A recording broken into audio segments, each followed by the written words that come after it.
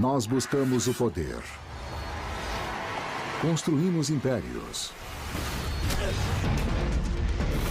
Interagimos. Mas a vida e a morte de um homem tocará a vida de milhões. Transformará o destino de um império e mudará a história de todos nós.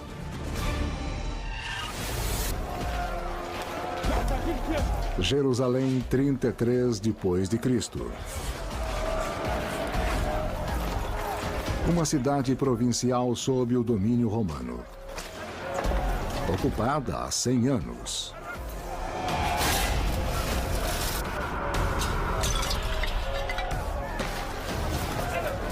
Um homem foi sentenciado à morte. Hoje, ele será executado.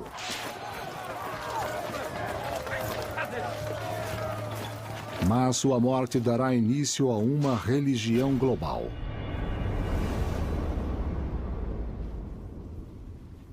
Hoje, 1/3 da humanidade venera seu nome.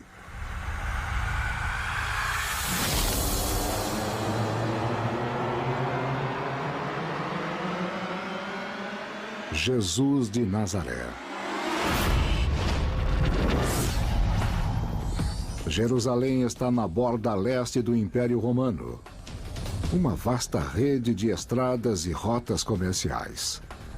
Uma das peças-chave para o progresso da humanidade, a comunicação. Agora, uma ideia nascida no Oriente Médio pode se espalhar pelo mundo romano. 500 mil de pessoas estão em Jerusalém para o Pesa, uma festa judaica para celebrar o êxodo do Egito. Entre eles, os seguidores de Jesus. Eles acreditam que ele é o Messias, mas seus ensinamentos ameaçam a paz. E por isso, ele será crucificado. A punição especial de Roma para escravos, piratas e inimigos do Estado. Milhares de pessoas morreram dessa forma, mas nos lembramos de um homem. Nos lembramos de uma morte, como se essa morte fosse a única. Pois esta morte mudou cada parte, cada porção, cada canto da terra. Na multidão, um observador. Simão de Cirene, um colono do norte.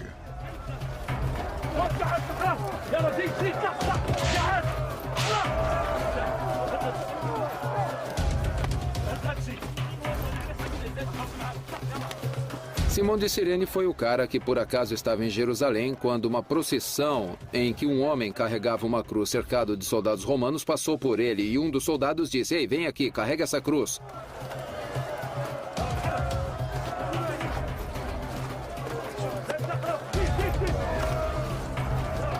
Então temos um cara comum na rua que agora estava envolvido neste momento essencial da história.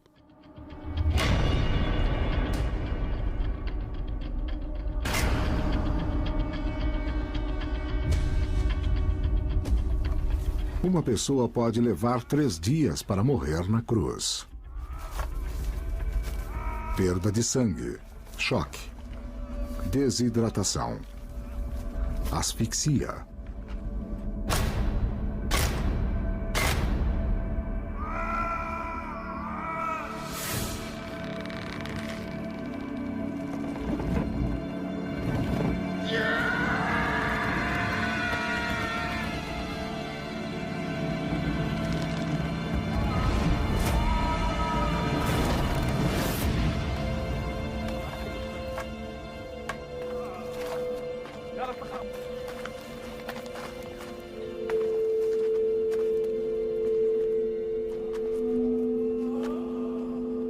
Crucificações são tão comuns que os romanos mal notam a morte de Jesus.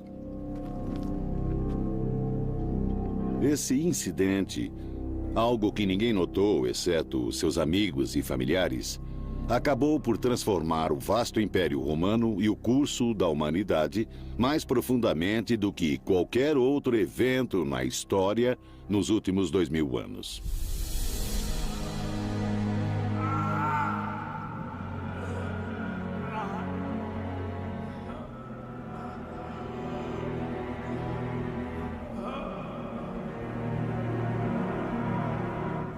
Os seguidores de Jesus recontarão sua história e usarão o poder do Império para disseminar sua mensagem.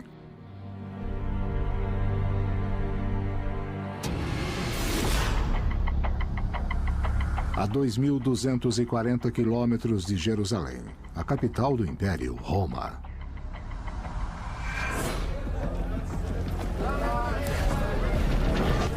A maior cidade do planeta. População, 1 milhão. É 2,5 vezes mais densamente povoada do que a moderna Manhattan. Mas 18 anos após a crucificação, uma série de estiagens gerou escassez de alimentos. Roma precisa de 200.000 toneladas de grãos por ano para alimentar seu povo. 1/5 da população está vivendo com a ajuda do Estado. O prefeito de Nova York e o prefeito de Washington enfrentaram muitos dos mesmos problemas que os imperadores romanos enfrentaram governando a cidade mais importante do mundo antigo. O governante de Roma, o imperador Cláudio. Incapaz, inseguro e o homem mais poderoso do mundo ocidental. Todos os imperadores tinham de agradar e alimentar a população, por assim dizer. Mas acho que Cláudio precisava se esforçar mais do que outros imperadores para legitimar seu governo. Como imperador, Cláudio é considerado um deus. Mas ainda assim precisa alimentar seu povo para continuar no poder. Ele distribui comida para os pobres. Mas não há pães suficientes.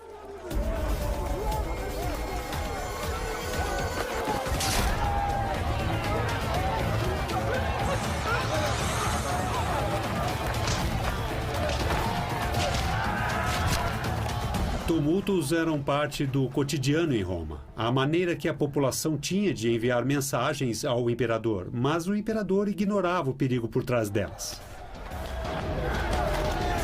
O imperador anterior, Calígula, fora assassinado. Cláudio poderia ser o próximo.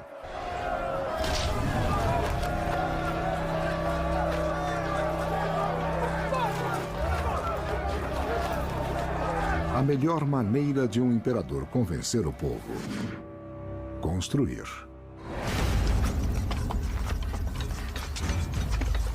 A 13 quilômetros da cidade está um dos maiores projetos de engenharia da cidade.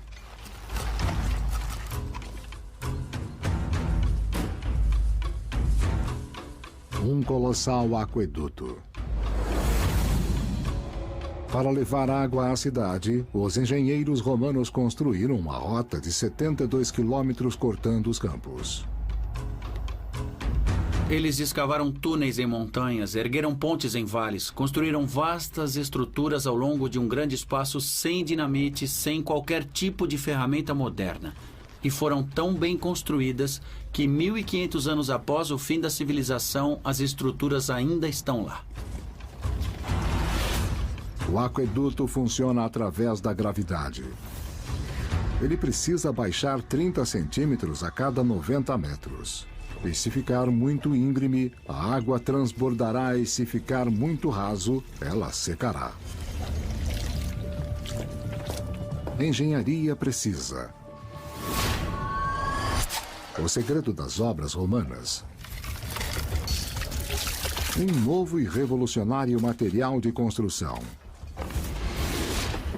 Fácil de moldar e que assenta a pedra firmemente. O concreto.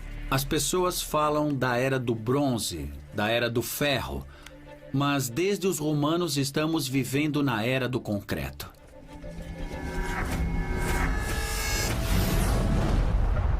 O ingrediente-chave para o concreto romano é a cinza vulcânica. E Roma é cercada por 50 vulcões. Hoje, 2/3 da humanidade vivem em prédios feitos de concreto.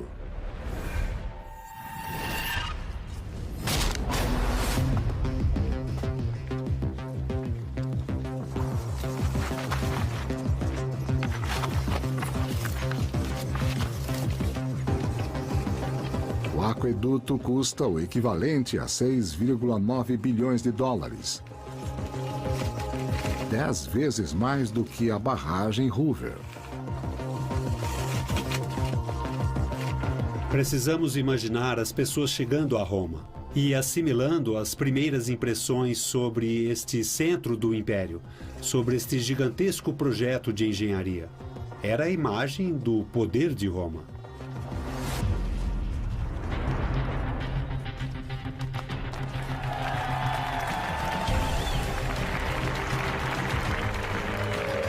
Todos sabiam quem havia construído este colossal monumento. O imperador o batizou com o seu nome: Aqua Claudia. As águas de Cláudio. 14 anos foram necessários para construí-lo. 400 mil blocos de pedra. 170 mil metros cúbicos de concreto.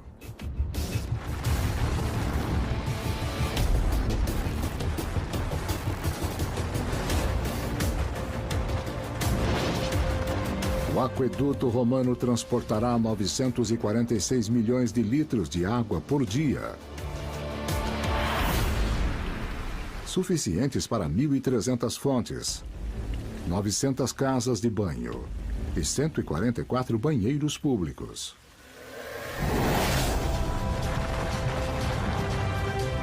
Roma é a cidade mais moderna do mundo. Há blocos de apartamentos com 6 andares e até 380 residentes cada. Por baixo das ruas, um sistema de esgoto ajuda a eliminar 55 toneladas de dejetos por dia. Há um departamento de polícia, bombeiros, serviço de correio, 30 bibliotecas, 3 teatros e 80 templos. Roma, a primeira megalópole do mundo. A cidade era uma unidade política relativamente pequena em relação ao Império. Hoje, pela primeira vez na história, mais da metade da humanidade vive em cidades. No mundo, há 21 megalópolis com população superior a 10 milhões. Todas seguindo os moldes de Roma antiga de 2000 anos atrás.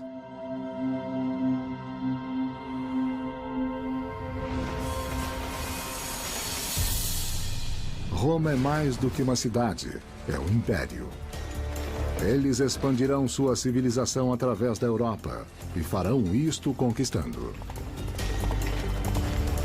Os conflitos se dão porque um conjunto organizado numa nação e que tem um Estado resolve que ele precisa, para sua segurança, de expansão territorial.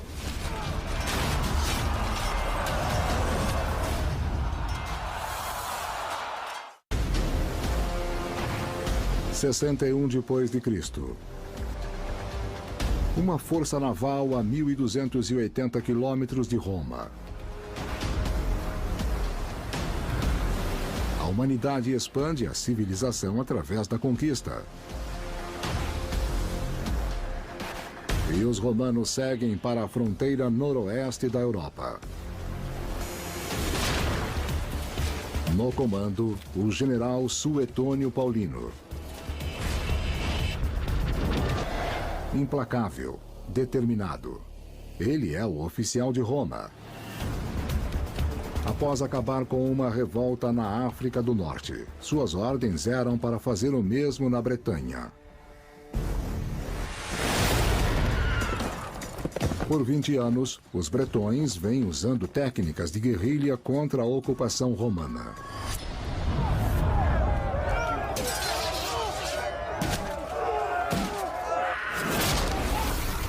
Exímios cavaleiros, guerreiros ferozes, eles colecionavam a cabeça dos inimigos. Liderando a resistência, um grupo místico de padres. Os druidas. Eles veneram o sol, a lua e a floresta. Druida significa o homem do carvalho. As superstições vêm do latim superstício. Quando outra pessoa tem um grupo de crenças das quais eu não compartilho, como eu acredito que minhas crenças são melhores que a da outra pessoa, eu digo, eu tenho razão, o outro tem mitos, eu tenho crenças bem fundamentadas e o outro é supersticioso. Eu sim tenho a fé verdadeira, o outro está cometendo um erro. Escritores romanos os consideram bárbaros. E alegam que eles praticam sacrifícios humanos. Seus altares receberam terríveis oferendas. E cada árvore foi manchada com sangue humano.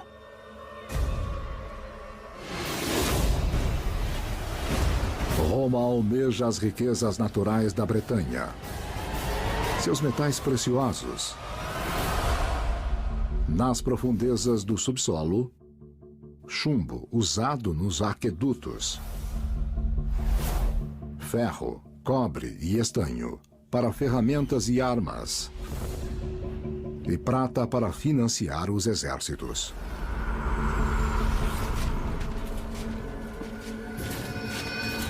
O modelo econômico de Roma foi baseado na expansão do império.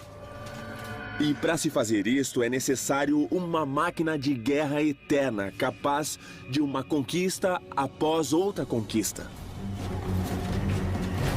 50% da receita de Roma é destinada ao exército.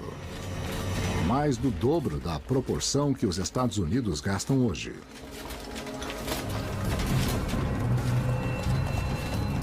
O primeiro exército profissional da humanidade.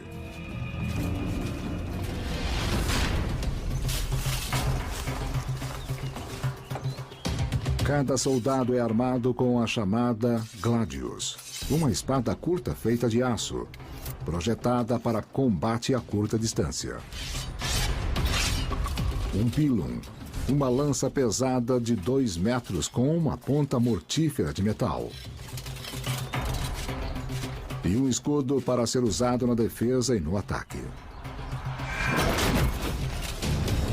Quando os homens de Paulino encontram os bretões, o escritor Tácito descreve a cena.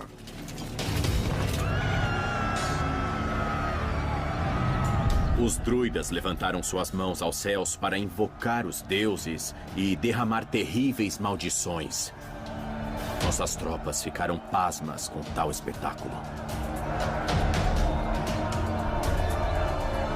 Mas Paulino é comandante há 20 anos.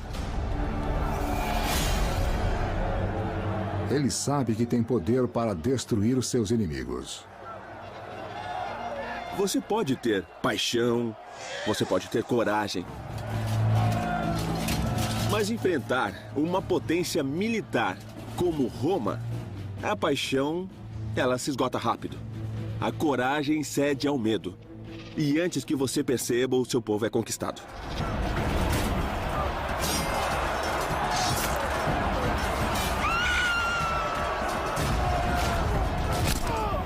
As táticas de batalha do exército romano eram treinadas e ensaiadas até o esgotamento. No caos de uma batalha, todos cumpriam suas tarefas.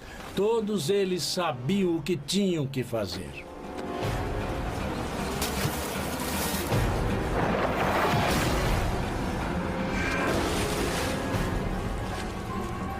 Quando Paulino terminou a missão na Bretanha, seu exército havia matado 80 mil pessoas.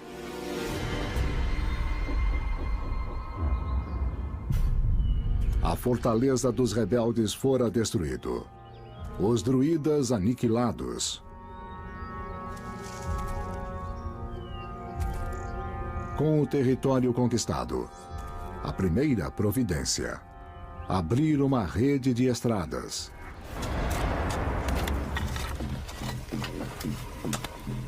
O soldado romano era versátil. Não era somente uma máquina de guerra, ele era um engenheiro, um construtor de estradas e de pontes. Isto significava que o exército romano podia se deslocar rapidamente. A estrada romana variava de 2,5 a 4 metros de largura, suficiente para um exército marchar em uma formação de 6 homens lado a lado.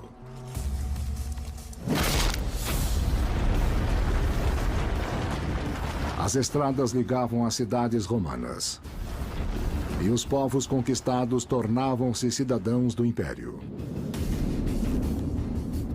Paris, Londres e Barcelona seguiram o mesmo projeto.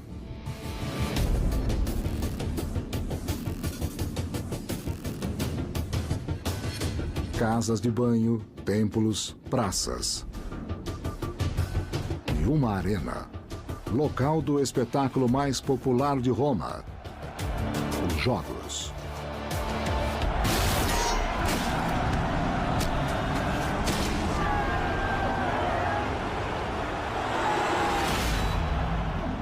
Jogos de gladiadores eram entretenimento de massa.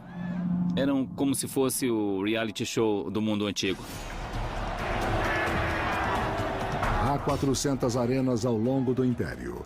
A maior tem capacidade para 50 mil espectadores. A entrada para os jogos é franca.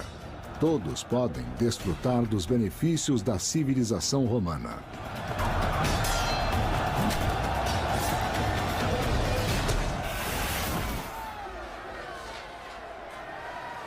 A maioria dos gladiadores é composta de escravos forçados a lutar.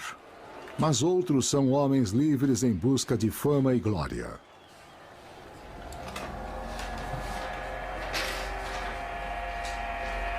O suor dos gladiadores é recolhido, engarrafado e vendido como afrodisíaco.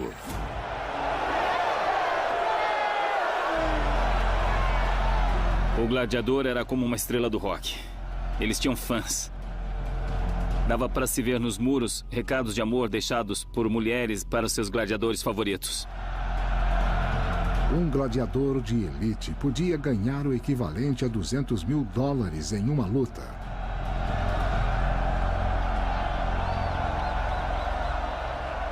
Mas a maioria morria antes de chegar aos 23 anos. Roma está no ápice de seu poder. Seu império domina a Europa, a África do Norte e o Oriente Médio. 1/5 da humanidade está sob seu governo.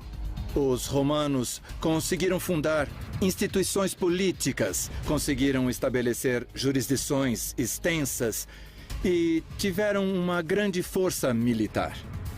Mas o que os romanos não sabem é que do outro lado do mundo há outro império, equivalente em tamanho e poder. 166 depois de Cristo. Mercadores romanos cujos nomes se perderam na história estão a 8.000 quilômetros de casa. Há 2 anos eles vêm cruzando oceanos, montanhas e desertos indo para além da Índia, para uma terra que eles só ouviram em murmúrios. Em algum lugar no outro extremo do mundo, onde o mar termina, há um grande estado.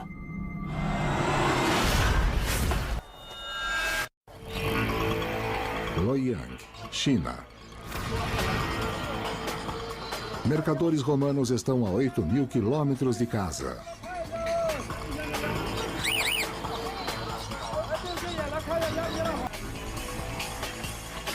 A seda era um produto que foi feito inicialmente no antigo Império Chinês. Desde o começo dos tempos, foi um artigo de consumo em toda a corte imperial. Eram obcecados pela seda chinesa. Eles cruzavam oceanos e terras em busca destas mercadorias exóticas, não do que queriam. Para os chineses, a seda foi, por muito tempo, séculos, milênios, um bem comercial de primeira ordem. Eles detiveram o monopólio da produção da seda por muito tempo. Os romanos gastam o equivalente a 2,2 bilhões de dólares por ano importando artigos de luxo como a seda da Índia e da Ásia Central. Mas eles não sabem de onde a seda vem ou como ela é feita. Eles acreditam que ela cresce em árvores. A produção da seda é um segredo de Estado na China, um estrangeiro. A China sabe... Os imperadores romanos são recebidos no Palácio Imperial para uma audiência. Imperador Yuan ao trono aos 14 anos e... As pessoas estão se conhecendo, falando as línguas uns dos outros, adaptando-se às práticas culturais uns dos outros e aprendendo as tradições. O mundo se torna um lugar mais interconectado quando o comércio acontece.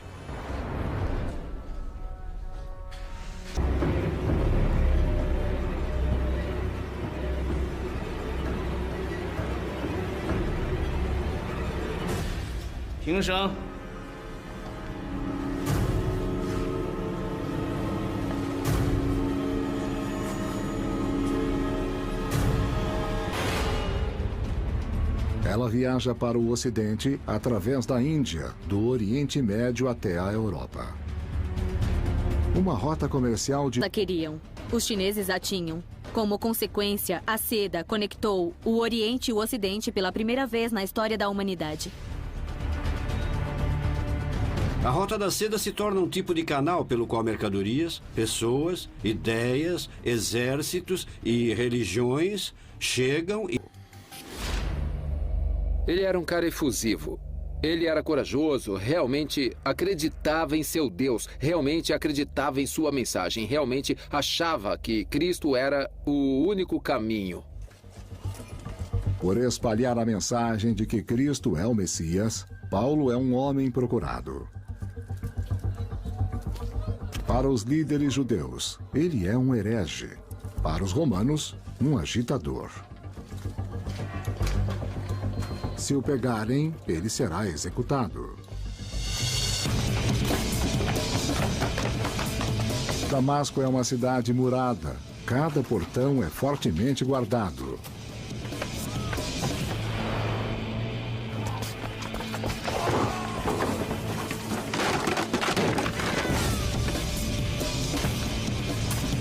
A rota de escape de Paulo? Sobre os muros.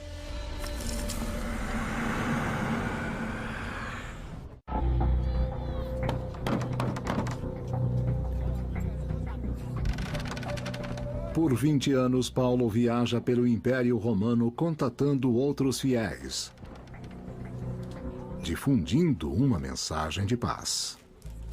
Ele diz para as pessoas que o cristianismo é a salvação para todos. Se houver um escravo sendo maltratado pelo seu mestre que tem uma vida terrível, na próxima encarnação, o mestre terá o que merece. E o escravo, se for um bom homem e aceitar Jesus como seu Senhor e Salvador, será recompensado. Paulo escreve cartas para os companheiros cristãos ao redor do Império: Romanos, Tessalonicenses e Coríntios. Eles escreveram quase a metade do Novo Testamento. Não há mais judeus ou gregos, escravos ou libertos, homem ou mulher. Somos todos um só no corpo de Jesus Cristo. O amor é paciente e gentil. Não tem inveja ou orgulho. Estas cartas tornaram-se similar ao gorjear dos pássaros que vemos na primavera árabe. Era o meio de comunicação da época e estava sob a vigilância dos romanos. Quando eu era criança, falava como criança, pensava como criança e raciocinava como criança. As cartas de Paulo eram confiadas a outros fiéis que as levavam através do Império. Quando me tornei um homem, coloquei de lado as coisas da infância. Na época, Roma já havia construído 400 mil quilômetros de estradas suficientes para circundar a Terra 10 vezes. Linhas de navegação conectavam 250 grandes portos. É assim que Paulo dissemina sua palavra.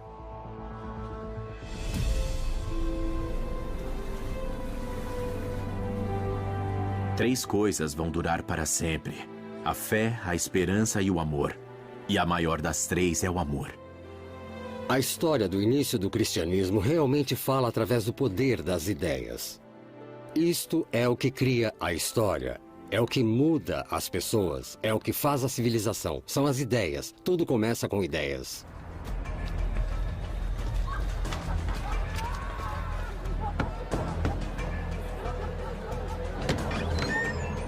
$150 anos depois, subúrbio de Cartago, um dos maiores portos do Império Romano. Um grupo de cristãos se reúne em segredo. Casas particulares servem também como igrejas. O cristianismo antigo foi um movimento religioso para os extremamente pobres, para os escravos e para muitas mulheres. Basicamente, qualquer um que não tivesse uma voz na sociedade romana podia encontrar uma no movimento cristão. No vasto império, há 8 milhões de escravos, sem direito algum pela lei romana. 30 milhões de mulheres que não podem votar ou ter um emprego público. Mulheres como Perpétua. 22 anos, uma mãe jovem e subversiva. No ano anterior, um decreto imperial tornou a conversão ao cristianismo ilegal. Conversos como Perpétua são agora inimigos do Estado. O crime? Recusarem-se a honrar os deuses romanos. Você precisava ser um pouco louco para ser cristão na antiga Roma. Isso era suficiente para ser morto. Significava que você era leal a Cristo e seu pai e não ao imperador. Eles ficavam sempre olhando ao redor, pensando, alguém me seguindo? Ou será que alguém sabe que eu sou cristão? Ficavam paranoicos, com medo de falar com os outros abertamente. Eu fui criado na Igreja Católica, fui sempre orientado em Bauru com a minha família para ir na igreja. A gente tem que ter um pouco cuidado com a maneira de ver as crenças, porque somos todos irmãos, somos todos iguais. A polícia secreta do Império, os Frumentari. Eles usam uma rede de informantes para caçar dissidentes.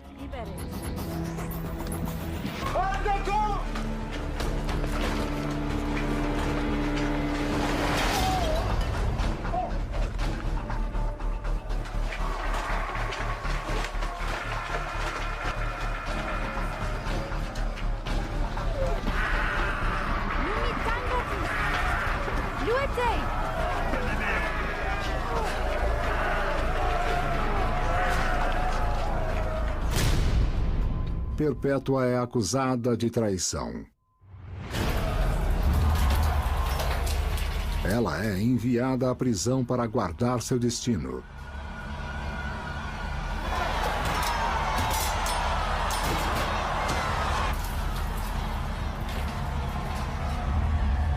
Ela escreve um diário, as primeiras palavras que ainda sobrevivem, escritas por uma cristã. Não vou lutar contra feras, mas contra o demônio. E eu sei que a vitória me aguarda.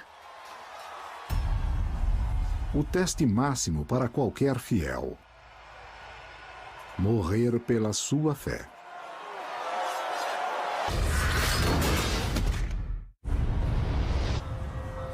A dissidente cristã Perpétua enfrentará uma morte terrível na arena de Cartago.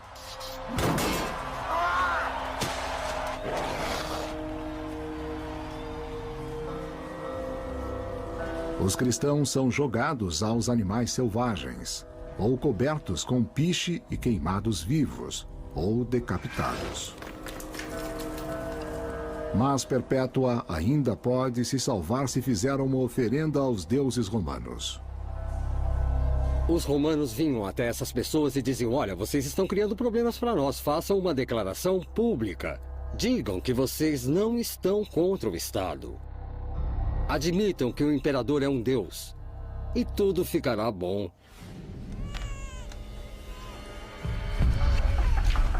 A família de Perpétua a visita na prisão. Eles permitem que ela cuide de seu filho. Seu pai implora para que ela ceda e aceite as regras romanas. Filha, ele disse, tenha pena de mim. Não me abandone. Tenha pena do seu filho. Esqueça o orgulho. Eu tentei confortá-lo, dizendo: tudo acontecerá segundo a vontade de Deus. Um verdadeiro cristão não renuncia à sua religião. Não faz isso em público nem em particular, não pode fazer em seu coração nem de jeito nenhum, pois queimará no inferno pela eternidade. Esta é a crença. Olha, eu tenho certeza que a religião, às vezes, é um elemento conflitante, porque existem deuses que brigam, mas não são necessariamente os deuses que brigam. Somos nós, os humanos, que brigamos pelos deuses. Nós que dizemos que eles são nossos e que nos representam. A simples coragem de fazer isso já fala muito sobre o poder da fé.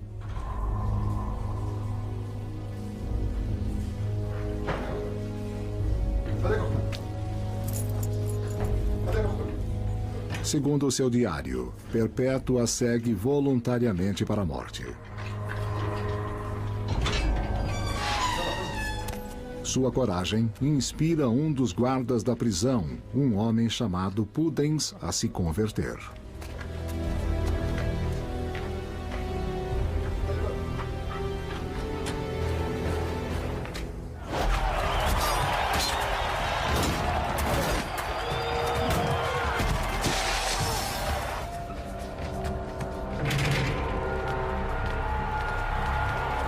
Milhares de cristãos são executados.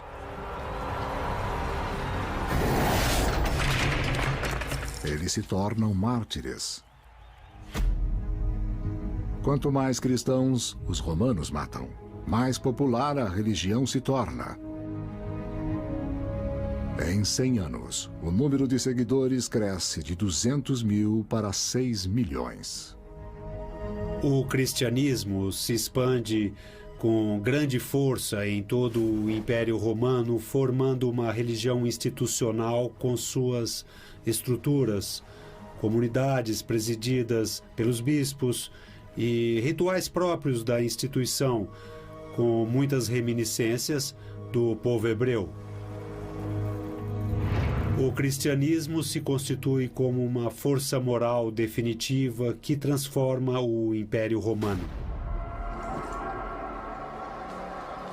337 depois de Cristo. O imperador Constantino está morrendo. Ele toma uma decisão que transformará o Império Romano. A hora pela qual há muito ansiava chegou. É com um desejo sincero e com orações que quero obter a salvação em Deus.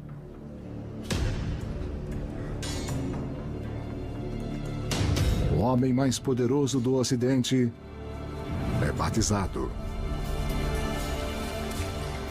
Por centenas de anos, o cristianismo foi reprimido e evitado pelo Império Romano, até perseguido. Agora, não há problema em ser cristão.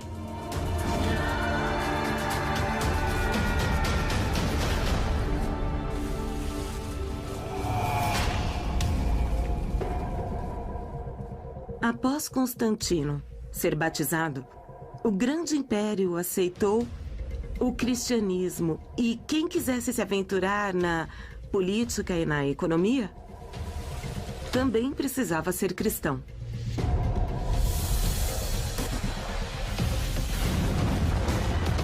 Uma nova capital cristã surge no leste do Império. Constantinopla, atual Istambul. Em seu coração, uma igreja maior do que qualquer templo em Roma. Basílica de Santa Sofia, a Igreja da Sagrada Sabedoria.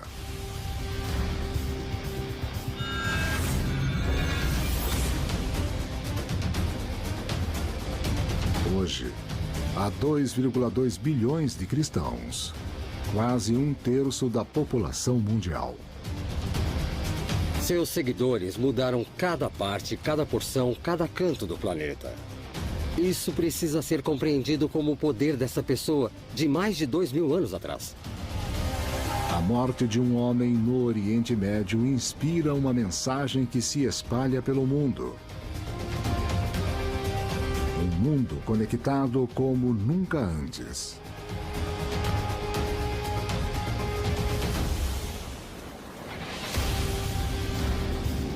O cristianismo, o legado eterno do Império Romano.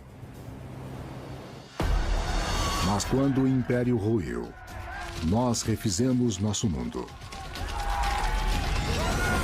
Inovamos, exploramos. Novas ideias, novas oportunidades, mas também novos conflitos. Um confronto de civilizações.